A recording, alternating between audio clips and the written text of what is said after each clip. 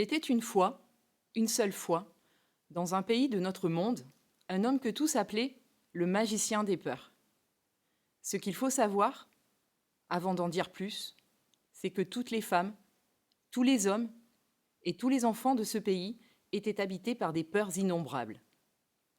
Peurs très anciennes, venues du fond de l'humanité, quand les hommes ne connaissaient pas encore le rire, l'abandon, la confiance et l'amour. Peurs plus récentes, issues de l'enfance de chacun, quand l'incompréhensible de la réalité se heurte à l'innocence d'un regard, à l'étonnement d'une parole, à l'émerveillement d'un geste ou à l'épuisement d'un sourire. Ce qui est sûr, c'est que chacun, dès qu'il entendait parler du magicien des peurs, n'hésitait pas à entreprendre un long voyage pour le rencontrer, espérant ainsi pouvoir faire disparaître, supprimer les peurs qu'il ou elle portait dans son corps, dans sa tête.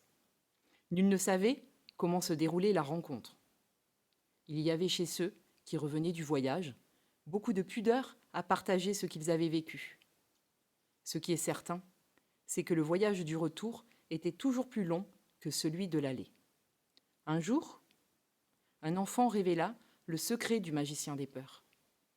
Mais ce qu'il en dit parut si simple, si incroyablement simple, que personne ne le crut. Il est venu vers moi, m'a pris les deux mains dans les siennes et m'a chuchoté. Derrière chaque peur, il y a un désir. Il y a toujours un désir sous chaque peur, aussi petite ou aussi terrifiante soit-elle. Il y a toujours un désir, sache-le. Il avait sa bouche tout près de mon oreille et il sentait le pain d'épices. Il m'a dit aussi. Nous passons notre vie à cacher nos désirs. C'est pour cela qu'il y a tant de peur dans le monde. Mon travail, et mon seul secret, c'est de permettre à chacun d'oser retrouver, d'oser entendre et d'oser respecter le désir qu'il y a sous chacune de ces peurs.